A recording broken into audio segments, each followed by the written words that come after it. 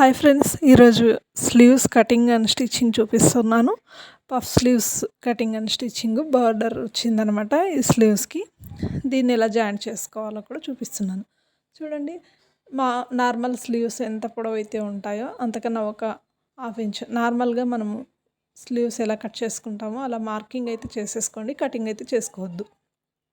ఇలా 5 ఇంచులు పొడవు ఉంది నార్మల్ స్లీవ్స్, 3.5 ఇంచులు ఎక్స్ట్రా తీసుకోవాలన్నమాట.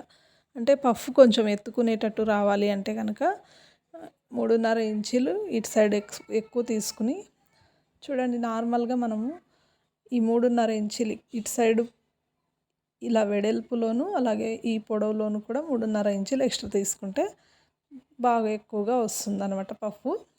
ఇటు సైడ్ చూడండి నార్మల్గా 5 ఇంచులు చేతుల పొడవు ఉన్నప్పుడు ఎంత పెడతామో డౌను అంతే పెడుతున్నాను.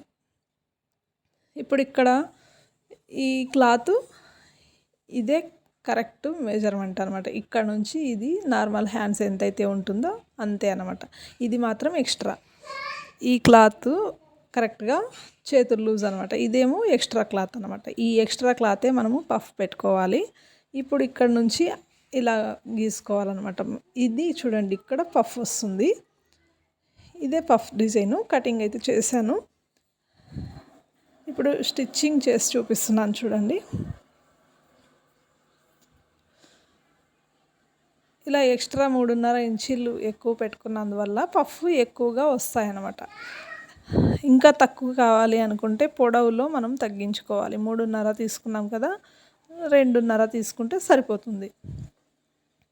ఇంకా అస్సలు మనకు పొడవుగా అంటే ఎత్తుకోకుండా ఉండకూడదు అనుకుంటే అస్సలు మనం ఎక్స్ట్రా తీసుకోకుండా 5.5 ఇంచులే తీసుకుని వెడల్పులో మాత్రం 3.5 ఇంచులు 4 ఇంచులు తీసుకుంటే పఫ్ మాత్రమే వస్తాయి ఎత్తుకోకుండా. ఇలా లైనింగ్ని జాయింట్ చేసుకోవాలి.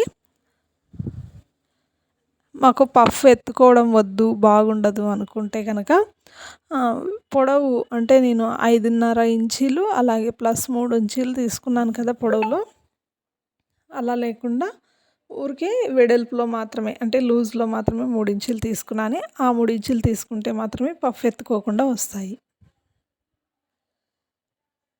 ఇప్పుడు లైనింగ్ జాయింట్ చేయడం అయిపోయింది కదా, బార్డర్కి మనము పఫ్ క్లాత్ జాయింట్ చేసుకోవాలి, పఫ్ పెట్టుకోవాలన్నమాట. ఇలా చూడండి, ఇది బార్డర్ క్లాత్ కదా, ఈ వెడల్పు ఎక్కువగా ఉంది.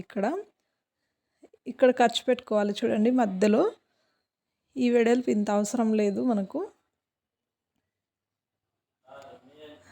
ఇది ఇప్పుడు మనకు సెంటర్ పాయింట్ తెలియాలి కదా,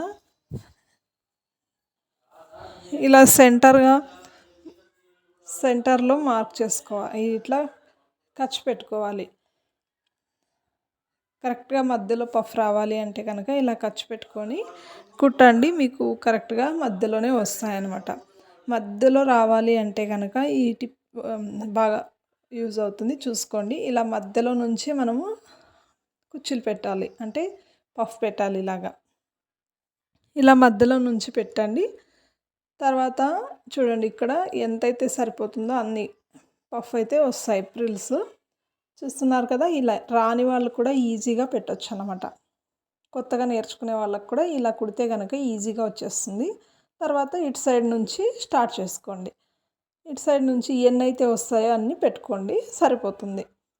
కరెక్ట్గా సెంటర్లో అయితే ఉంటుంది. ఈ ఖర్చు ఖచ్చితంగా సెంటర్కి రావాలన్నమాట. ఈ 2 ఖర్చులు మనం పెట్టిన 2 ఖర్చులు సెంటర్కి రావాలి, కలవాలన్నమాట ఒకే చోట. అలాగ పెట్టుకుంటే కనుక మనకు చేతుల మధ్యలోనే ఈ ప్రిల్స్ అయితే ఉంటాయి. చూస్తున్నారు కదా, ఇలాగా హెచ్చు తగ్గులు ఏం లేకుండా ఒకవైపు ఎక్కువ ఒకవైపు తక్కువ లేకుండా ఉంటాయన్నమాట. ఇప్పుడు లైనింగ్ని జాయింట్ చేసుకోవాలి. ఈ లైనింగ్ క్లాత్ వచ్చేసి అంచు భాగం ఎంతైతే ఉంటుందో అంత తీసుకున్నాం కదా. ఇప్పుడు దీన్ని ఇలా లోపల వైపు జాయింట్ చేసుకోవాలి. ఇప్పుడు ఈ బార్డర్ని ఇక్కడ ఒక కుట్టు కుట్టుకోవాలి, అంటే అణిగిపోవాలి కాబట్టి నీట్గా ఉండడానికి ఇలా ఒక కుట్టు కుట్టేసేయాలి. కింద వైపు వచ్చేసి బార్డర్ ఇలాగ కొంచెం బార్డర్ని అంటే కోర్ అంచుని ఫోల్డింగ్ చేసి మడవాలి. మడిచి ఇలా కుట్టుకుంటే స్లీవ్ రెడీ అయిపోతుంది.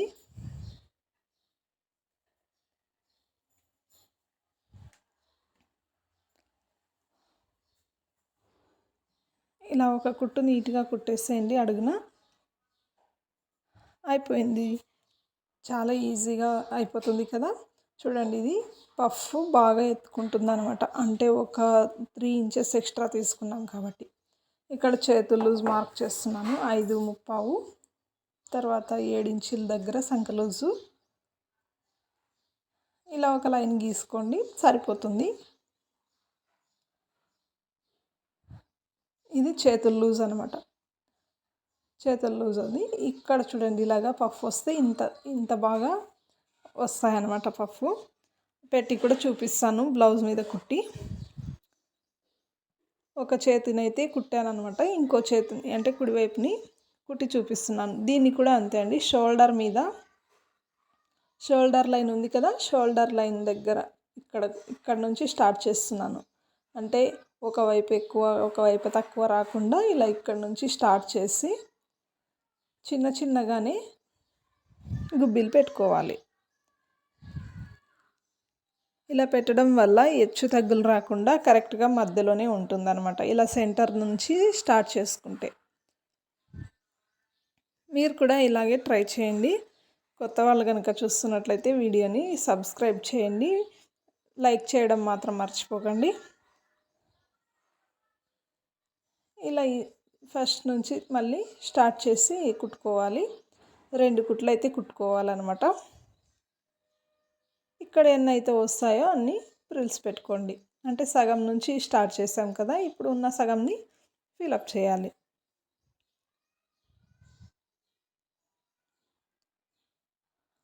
అయిపోయిందండి. ఇప్పుడు ఇంకొక కుట్టు కుడుతున్నాను అనమాట. ఒకే కుట్టు కుట్టి వదిలేయకూడదు. అలా కుడితే కనుక స్టిచ్చెస్ రిమూవ్ అయిపోతాయి. 2 ఉంటే కనుక ఉంటాయన్నమాట. ఇది అండి Baahubali sleeves cutting and stitching. Video నచ్చితే కనుక లైక్ చేయండి. ఇప్పుడు సైడ్స్ జాయింట్ చేసుకోవడం అయితే నేను చూపించట్లేదు, ఒక సైడ్ మాత్రమే చూపిస్తున్నాను. ఇలా జాయింట్ చేసి నేను ఫోల్డింగ్ చేసి కుట్టేస్తాను అనమాట, థ్రెడ్స్ బయటికి రాకుండా. బ్లౌజ్ అయితే రెడీ అయింది. మీకు ఈ నెక్ డిజైన్ కూడా స్టిచ్చింగ్ కావాలి అంటే కనుక కామెంట్ చేయండి, వీడియో ఉంది పెట్టేస్తాను. చూడండి, ఇలాగా ఒక బార్డర్ నేను జాయిన్ చేశాను. ఓకే ఫ్రెండ్స్, పఫ్ డిజైన్ ఎలా వచ్చిందో చూసి చెప్పండి. మీరు కూడా కావాలి అనుకుంటే ట్రై చేయండి. ఇదే సేమ్.